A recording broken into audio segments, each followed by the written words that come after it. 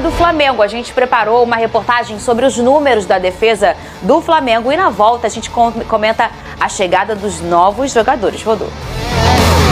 A semana do líder do Brasileirão começou com cara nova no Ninho do Urubu. O novo jogador do time, Emerson Royal, já fez seu primeiro treino com a camisa rubro-negra. O lateral direito esteve no Maracanã no último domingo, onde teve o contato com a torcida. Mas agora se prepara para iniciar sua trajetória com o Flamengo. No time mostrou que chegou com vontade de jogar. Personalidade ele já tem. Porém, a missão será conquistar os torcedores e Felipe Luiz. Emerson chega para substituir Wesley, que deixou sua marca na equipe. Quero voltar, só volto se for pro Flamengo, já falo agora. Não tem outro time que eu vou sair da Europa para mim se não for o Flamengo. E muito feliz por tudo que eu construí aqui e que minha carreira possa ser igual ou melhor do que foi aqui lá fora. Além disso, eles formam uma defesa sólida e alcançaram um feito histórico no Brasileirão. Desde 2003, esta é a primeira vez que um clube fica 8 jogos sem levar gol como mandante. Esse ano, o time sofreu apenas 25 gols em 44 jogos. No Brasileirão, em 16 jogos, apenas 6 vezes foi vazado. Uma defesa que está incomodando os adversários. Essa semana, o Flamengo tem a missão de enfrentar o Atlético Mineiro novamente, só que pela Copa do Brasil. E uma coisa os rivais já sabem, que é difícil fazer gol no rubro-negro. E agora, ainda podem contar com o brilho dos defensores atacantes. Tudo bem, Vene Casagrande, tá feliz com a sua defesa, Vene? Não só com a defesa, né? Pelo belo trabalho do Felipe Luiz, e é algo que ele sempre buscou, né? O equilíbrio na equipe. E de fato ele está encontrando o equilíbrio. E a gente precisa mencionar o seguinte: ele está substituindo um treinador no Flamengo que era o Tite. O Tite era conhecido como montar boas defesas, que era um time que tomava poucos gols. Mas isso não aconteceu com o Tite e acontece agora com o Felipe Luiz. E o que aconteceu com o Tite? Quando ele perdeu o Pedro, ele ficou sem o poder dele ofensivo. O Felipe Luiz totalmente inverso. Ele não teve o Pedro durante muito tempo e conseguiu tirar proveito da situação, conseguiu fazer o Flamengo jogar bem, mesmo sem seu principal centroavante. Então acho que o Felipe Luiz hoje ele consegue aquilo que ele sempre buscou, o tal equilíbrio. E eu acho que a maior arma do Flamengo nessa temporada, de fato, é o setor defensivo. É um time que é muito pouco vazado, é muito difícil você fazer gol no Flamengo, e além disso ainda tem uns jogadores que estão vivendo uma fase artilheira. Se a gente juntar os 3 zagueiros, Danilo, Léo Ortiz, Léo Pereira, eles somam 10 gols na temporada, é mais de 10% dos gols do Flamengo no ano.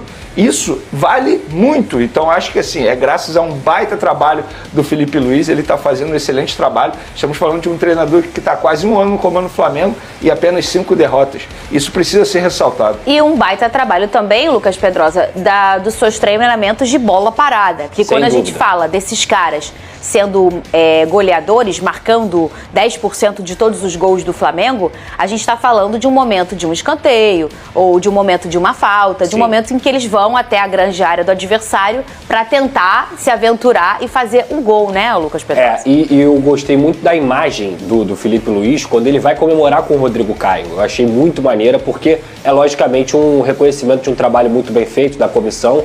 Os batedores também, se os batedores não forem bons, você não consegue ter uma bola aérea decente. Se eu não me engano, foi o Luiz Araújo que bateu o escanteio. É um ótimo batedor. Ele bate na direita, ele bate na esquerda, ele bate falta também, porque pega bem na bola. Então não é só quem faz o gol, mas também quem bate, e obviamente isso faz muita diferença para pegar a defesa adversária desprevenida. Então, como a gente falou aqui, cara, essa polêmica de, poxa, caramba, tá fazendo gol de bola parada, isso é ótimo. Isso é mais uma vertente do jogo, isso é mais uma característica que o Flamengo tá conseguindo implantar nesse Campeonato Brasileiro. Tem o campeonato como prioridade e, sem dúvida alguma, daqui pra frente, o Flamengo ainda vai precisar de mais bolas paradas, porque vai encontrar jogos difíceis, como foi contra o Atlético Mineiro, e vai precisar somar pontos. No Campeonato Brasileiro, chega um determinado momento que jogar bem, ainda mais pro Flamengo, é sempre importante. Jogar bem te deixa mais perto da vitória, mas vencer é até mais importante. Ô, Veneja, fala. Inclusive, 2 jogadores que estão sendo contratados nessa janela, esses 2 jogadores têm isso como virtude. O Emerson Royal, a bola aérea, e o Saúl também, o meio espanhol. O próprio Felipe Luiz mencionou essa característica desse jogador que ele conhece desde os tempos de Atlético de Madrid.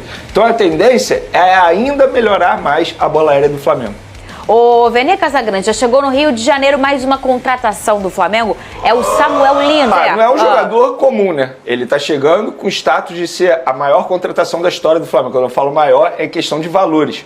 porque ele vai custar nada mais, nada menos que 22 milhões de euros de maneira fixa e podendo render mais 2 milhões em bonificações em metas previstas em contrato. Ou seja, uma operação que pode chegar a 24 milhões de euros, superando o Alcaraz na temporada passada. E eu acho que é um jogador extremamente interessante. Vejo muita gente normalizando a chegada desse atleta, mas é um jogador que com certeza vai ajudar demais o Filipe Luís, sobretudo pelo que ele deseja no extremo esquerdo, ou seja, a ponta esquerda, que é uma posição hoje que ele não tem tantos jogadores. Na verdade, até tem muitos jogadores à disposição, mas esses jogadores não estão rendendo. Michael, Everton, Cebolinha, o próprio Bruno Henrique, por exemplo, não é mais aquele jogador que a gente conheceu em outros momentos. E ele faz uma função tática extremamente importante, ele pode jogar de ala também, dependendo da estratégia do Filipe Luís que ele possa adotar, obviamente analisando o adversário. Então, sim, é uma contratação que eu acho que vale demais. Repito, muita gente está criticando pelos valores, mas é um jogador jovem, tem saúde, ele não sofre lesão. A lesão mais grave que ele teve foi em 2023,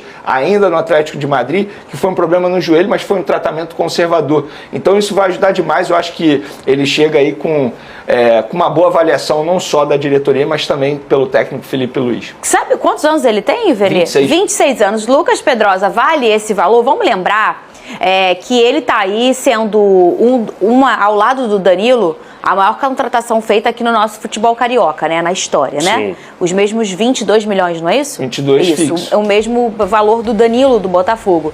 E aí a gente estava fazendo de um top, não sei se 5, mas 10 com certeza do Brasil. Eu acho que top 5 sim, tá? Acho que tem aí o Vitor Roque, acho que tem o Almada um pouquinho abaixo, o Almada depois, abaixo. Enfim, mas ele tá aí numa das maiores contratações. O Almada tá abaixo do Danilo. Abaixo do Danilo, então ele porque tá... o Almada foi 20 milhões de dólares na ocasião. Isso, exatamente. E aí, o Lucas Pedrosa, fala comigo, você acha que vale esse valor para esse jogador? Olha, Fernanda, eu sempre falo o seguinte, jogador caro é aquele que não entrega. Então, assim, o Luiz Henrique chegou aqui no Botafogo, ele simplesmente conseguiu fazer a maior temporada da história do Botafogo, conseguindo o Campeonato Brasileiro e a Libertadores. O Luiz Henrique foi caro? É lógico que não, o Luiz Henrique foi barato até, se você for comparar o desempenho que ele teve em campo. Eu acho que o Samuel Lino joga tanto quanto o Luiz Henrique? Acho que não. Mas eu vou repetir aqui novamente, gente.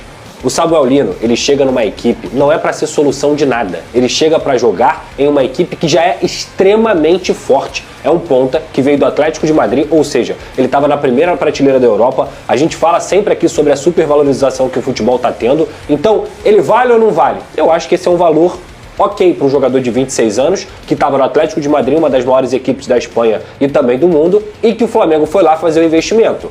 Ele é um cara que vai acabar com o futebol brasileiro? Eu não acredito nisso, sinceramente. Não acho que ele é um cracaço de bola, mas ele é um jogador que, dentro do aspecto que o Flamengo pede, que é um ponto esquerda e que é uma posição, entre aspas, muito entre aspas, carente nesse time do Flamengo, eu acho que ele pode ser um jogador crucial para o Flamengo conquistar os títulos que precisa. Ele não vai ser o grande craque, ele vai ser uma peça da engrenagem e é uma peça muito positiva. Pô, eu acho que essa daí foi a negociação mais demorada que eu acompanhei como jornalista. Dá um veneno. Eu acho que foi, cara, porque essa daí rendeu mais de 2 meses, Fernanda. Isso aí começou bem antes da Copa do Mundo de Clubes. Não teve bem alguém antes. que foi mais? Então, o Vitinho, na ocasião, em 2018, demorou muito também. Muito, muito, muito. Mas não demorou tanto quanto a do Carrascal. A do Carrascal demorou demais. Mas, enfim, chegou o último capítulo, ele já se despediu dos companheiros do Dinamo de Moscou, embarca nessa noite lá na Rússia, e aí ele vai sair de Dubai, vindo direto aqui para o Rio de Janeiro, desembarca nessa manhã de quarta-feira, e aí vai se apresentar, enfim, ao técnico Filipe Luís, e é um jogador que está custando alto. Ele não está custando barato não, 12 milhões de euros, cerca de 80 milhões de reais.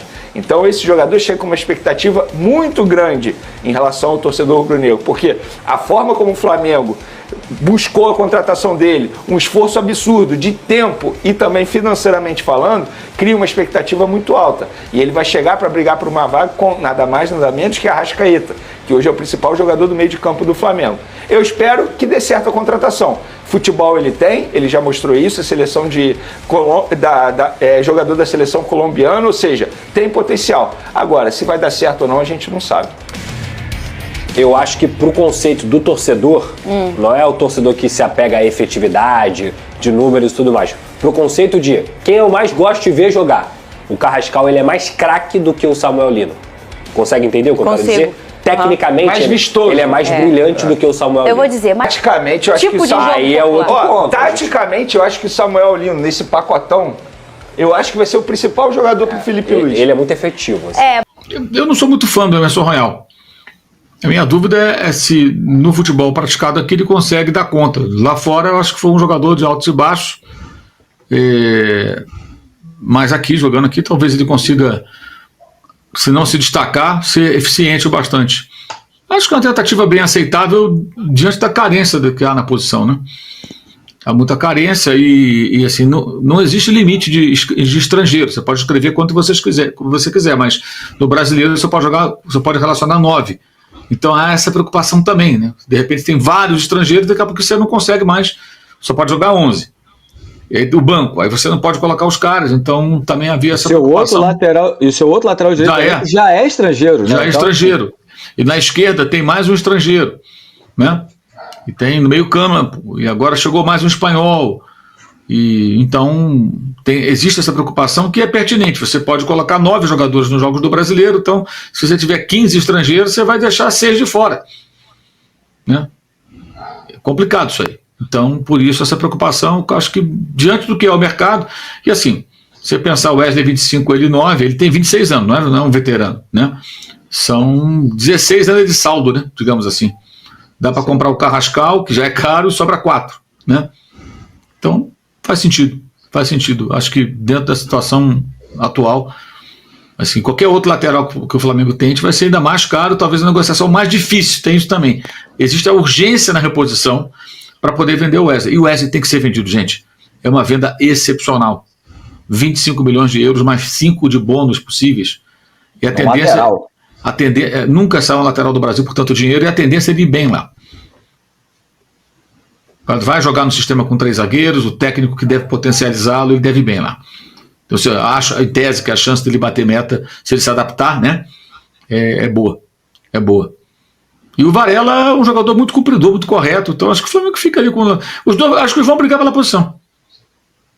E o Emerson tem uma característica diferente para preencher um pouco essa lacuna. É mais agressivo, né?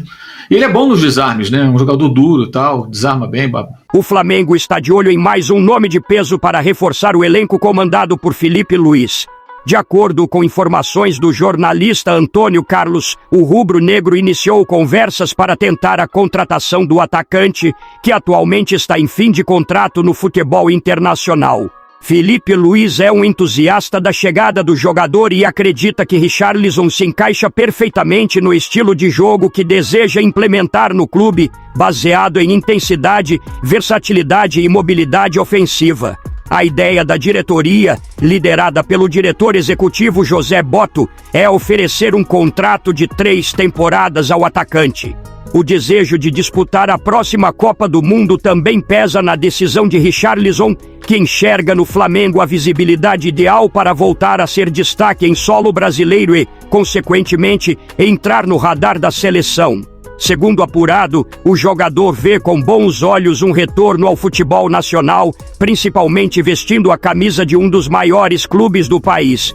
José Botto, que possui bom relacionamento com os representantes de Richarlison, já iniciou os primeiros contatos e acredita que a boa relação entre as partes pode facilitar o andamento das negociações. A movimentação no mercado é vista de forma estratégica pela diretoria, que pretende fortalecer ainda mais o elenco na reta final da temporada. Agora eu quero saber a opinião de vocês. Richarlison será um bom reforço? Sim ou não? Deixe sua opinião no comentário. Não esqueça de curtir o vídeo e inscreva-se no canal para não perder nada do Flamengo. Até a próxima e saudações rubro-negras.